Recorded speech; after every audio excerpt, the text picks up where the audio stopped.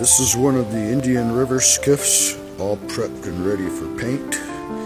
And it has a mahogany shear plank and a mahogany keel, as well as a mahogany transom. And all the planking outboard of the keel is Paulownia. The frames are white oak.